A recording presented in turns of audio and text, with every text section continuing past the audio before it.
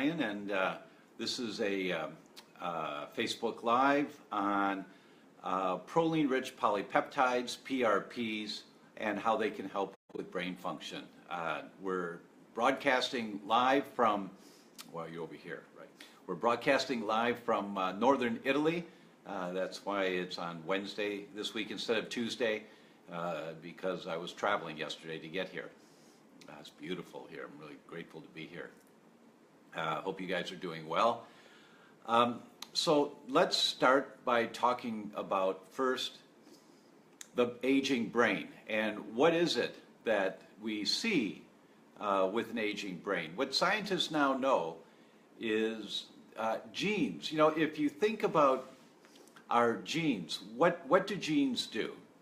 Genes turn actions on and genes turn action off. The action you turn on or off determines what your cells are doing and what kind of function you get.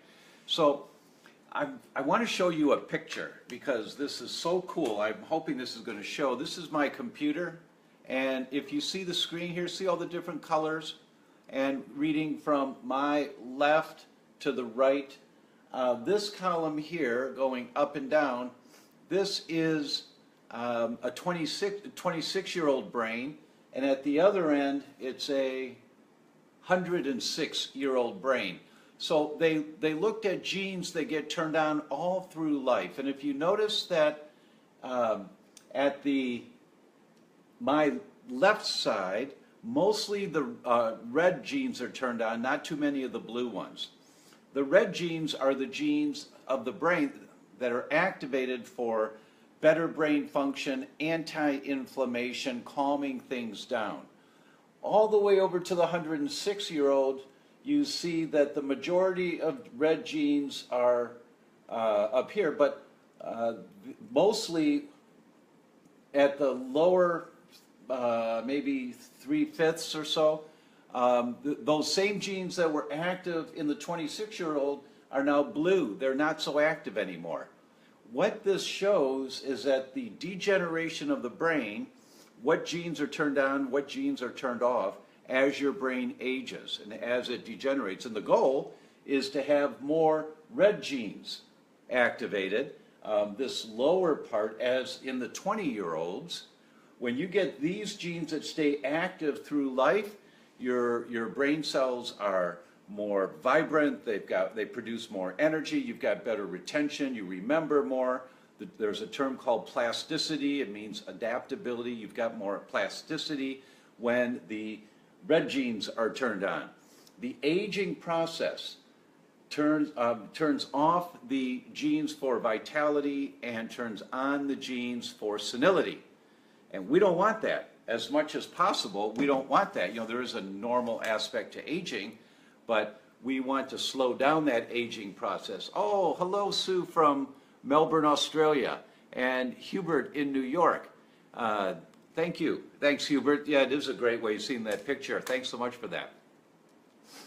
So the goal is to keep the genes activated that are for plasticity, for adaptability. That's why blueberries are so good for you. You may have heard me say in the past that 1 cup of blueberries a day, every day, within 3 years, demonstrates a reversal of brain function as you were 13 years ago. In other words, your brain's working like it's 13 years younger. 1 cup of blueberries a day. And why is that? Well, it's because blueberries turn the genes on to maintain neuroplasticity, to maintain the adaptability of our cells. How do you get a cup of blueberries a day? Well, for me, what I do is I buy them frozen. I buy organic every chance I get. Oh, thanks, guys, for all the smileys. Thank you. So I buy organic, and then as a result, oh, the camera's over here. I'm looking over the other side of the phone, so you're over here. Thanks so much. Thanks, honey. I buy frozen organic blueberries, and I put them in a smoothie. That's the easiest way. There's lots of benefits to having smoothies, guys. You can do it with a blender. I've been doing it with a little handheld blender, and I've been using a mason jar because the blender broke and I don't have time to go get another one. So I've been doing it mason jar, handheld blender, just throwing everything in there, zooming it up. I put bee pollen in there. I put colostrum in there. I'll talk about colostrum today. I put some protein powder. I use a collagen, organic collagen protein powder. I put, what else did I throw? Oh, seeds. I take flax seeds, pumpkin seeds, hemp seeds, and sesame seeds, and I put them in a little coffee grinder to go, and then I just put them in my drink.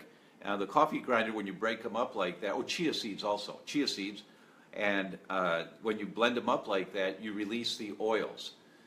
That's why you don't want to buy ground flax seed.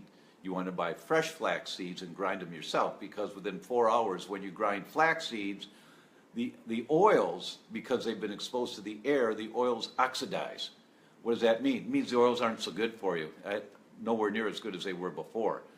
There are more inflammatory markers with ground seeds after they've oxidized.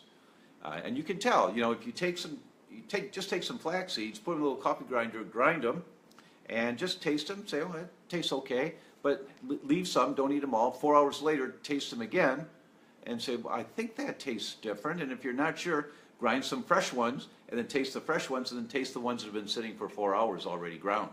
And you'll be able to taste the difference of what oxidation does when oils are exposed to the air for a while. That's why I grind my flax seeds fresh when I'm putting them in the drink, in my smoothie. And that's where I put my blueberries, is in the smoothie. And that's why blueberries work for you, is because blueberries turn the genes on like the 26-year-olds, that you keep those genes working throughout your life to a higher degree when you eat a couple blueberries a day. So that's the reason why blueberries are so good. So our goal here is to keep a healthy brain, because I fervently believe that you should be able to learn a new language in your 80s. You know, when we did the Gluten Summit, and it's so very cool, I'm still so very proud of it, GlutenSummit.com, you guys will see it there, GlutenSummit.com, I interviewed 29 of the world leaders about wheat sensitivity and gluten sensitivity. I assume a Vitamix would grind them as well in a smoothie. I don't know, Diane, that's a really good question. And Marzi is sitting here saying no, she's just shaking her head. And Marzi's a nutritionist, you know, so she doesn't think that the seeds get ground up in a Vitamix the way they do when you just grind them in a coffee grinder. Hello, Tony from Southern Ohio. Well, that's not too close to that place in Ohio that I don't know how people can survive in. They call themselves Buckeyes there. And you know, I'm from Ann Arbor, Tony, so we've got this little thing about some people from Ohio. But I'm glad you're from Southern Ohio. So no, I don't believe that Vitamix, but I'm not a Vitamix expert, but I don't know for sure. But Marzi says no to that. So, you know, a little coffee grinder, you can get one for $12, $15. Doesn't have to be really fancy. I just have mine sitting on the counter. I've got one for coffee beans, and I have another one that I use for spices. And that's the one I put the seeds in, is the one for spices. When I put spices in food, I put them in the coffee grinder first, and then pour them on my food. Why? Because you're opening up the oils of the spices. You know, these spices you buy in jars, they've been sitting in that jar for months and months and months, right? So how do you get them a little bit fresher? And that's what I do, is I throw them in the little coffee grinder thing and do that. Okay, Joan, pansies are maize and blue. Okay, well, get over here, Joan. That's really cute. So that's the coffee grinder thing. But blueberries. Blueberries will turn genes on for neuroplasticity, and what that means is adaptable brains, brains that think more, brains that, and once again, 1 cup of blueberries a day, when you do that for 3 years, you reverse cognitive decline of up to 13 years. And why does that work? Because you're turning on the genes. So let's get back to the genes thing. So our goal is to keep the genes working for youth and vitality in the brain, and slow down the turning on of genes that cause senility and lack of function. And those genes that become more dominant in the older people, see, the goal is, if you notice where I have the yellow circle, that's middle age.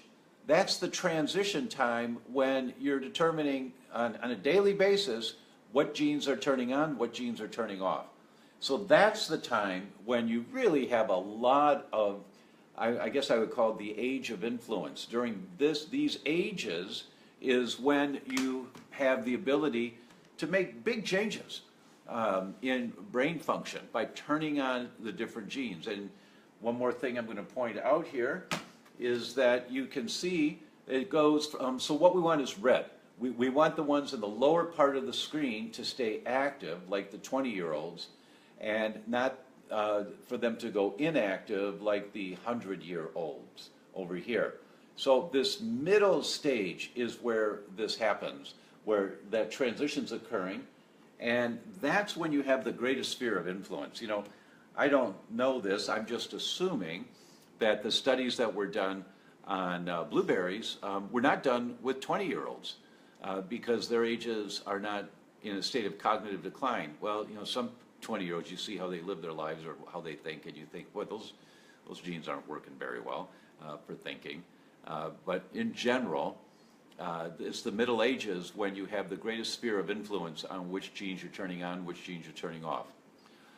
So I want to talk about one product that we've been using for years, and there are hundreds of studies on it, and that's called proline-rich polypeptides. Proline-rich polypeptides, or PRPs. I'm going to talk to them as PRPs. What are they? You know, colostrum is the first 3 days of mother's breast milk. When a baby is born and mom starts feeding that baby, mom is not feeding that baby breast milk. Mom is feeding that baby colostrum. It's not milk, it's colostrum. It's got a number of functions.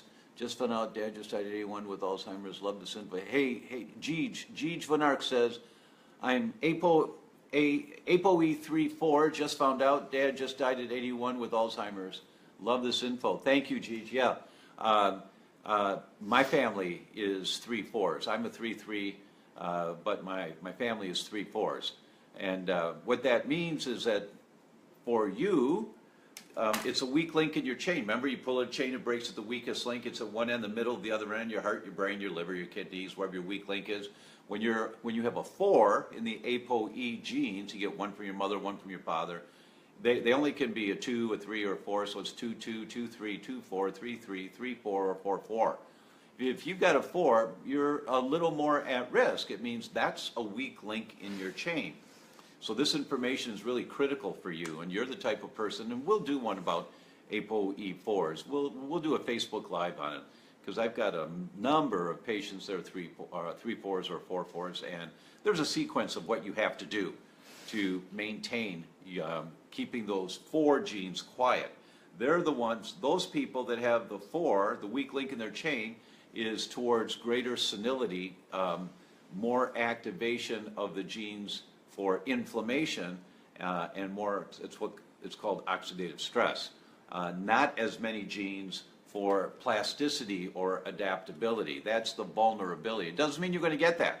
It's really clear. It doesn't mean you're going to get that. It means that you're vulnerable to getting that. So you learn the biomarkers of how to keep your brain young, how to keep the red, in this graph, the red genes. You know, this is such a great picture. I just keep going back to it. You want these genes down here in the lower half to stay active through your entire life. If you have a 4, there's a tendency for these genes of plasticity to get turned off and genes of inflammation to get turned on. You have more of a vulnerability for that. Doesn't mean it's going to happen. Means that you're vulnerable to that happening if you pull at the chain too hard. It's really important to get that, guys, because that's true for all of us and our genes. Oh, hi, Tommy. Glad to see you're here. And hello, Sherry from Iowa. Hello, hello. So we want to turn the genes on for plasticity, for adaptability, and that's all the nutrition, everything that you hear about that can be helpful is because, with brain function, is because they activate the genes to protect you. and calm down the genes of inflammation. That's the goal here. So let's talk about colostrum.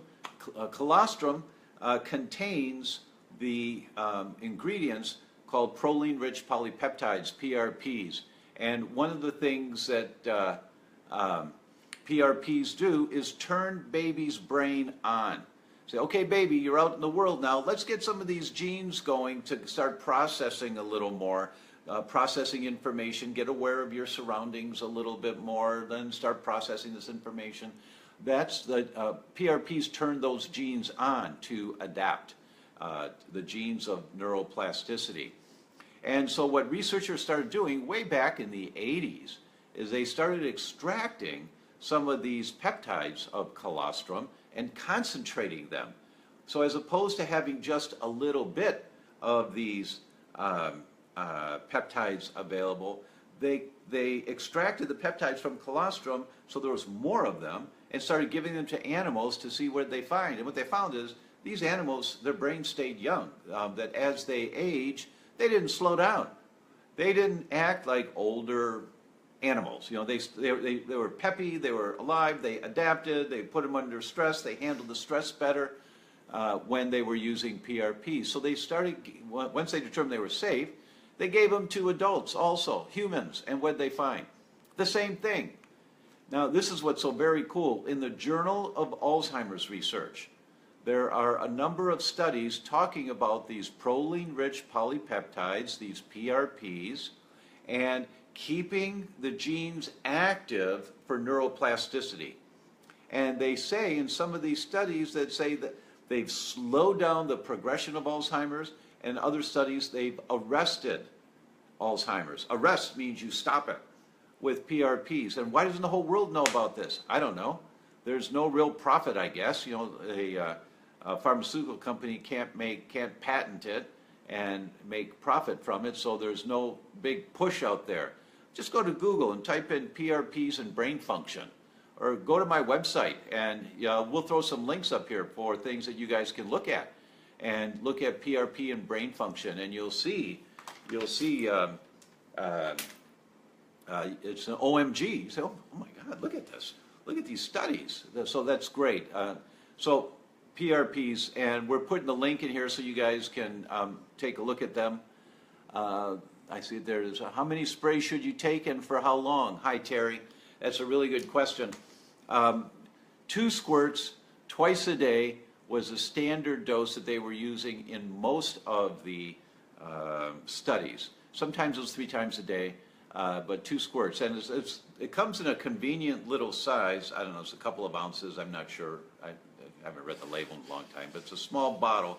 And you travel with it. It's TSA friendly, so you can carry it on a plane. And anytime you've got, how do I recommend it?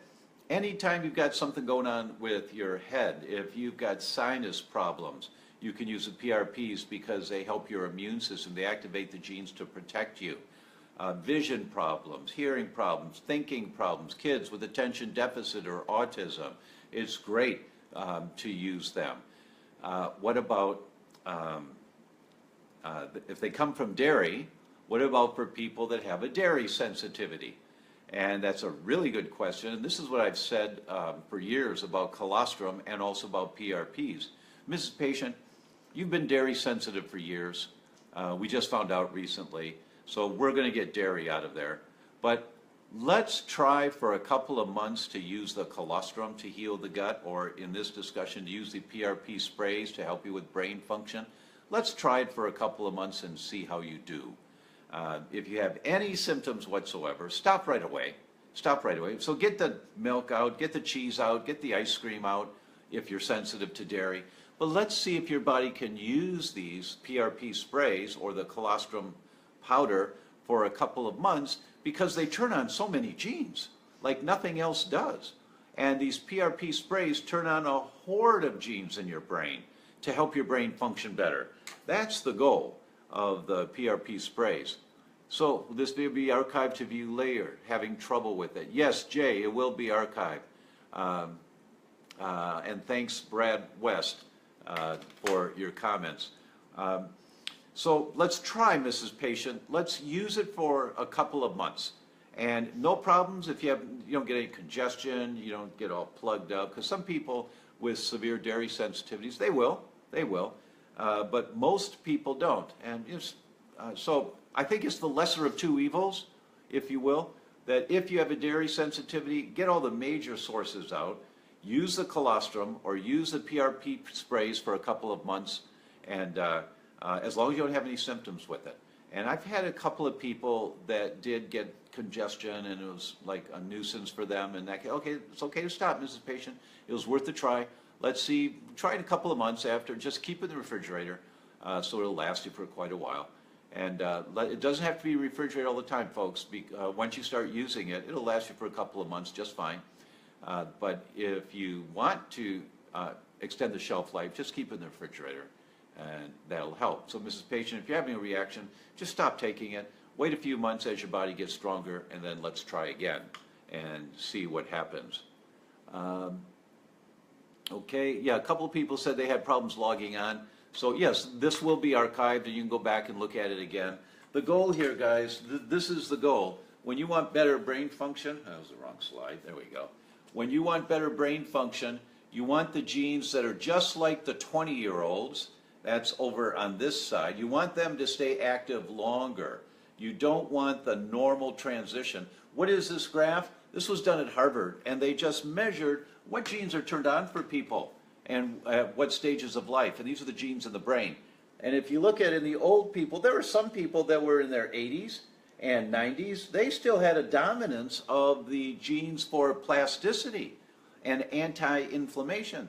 So these aren't people that were going through treatment protocols. These are just to see what genes people turn on, what genes they don't turn on. And so that's the norm. Now we know what we want is we want to keep the genes active that are active in earlier stages of life. That's the goal.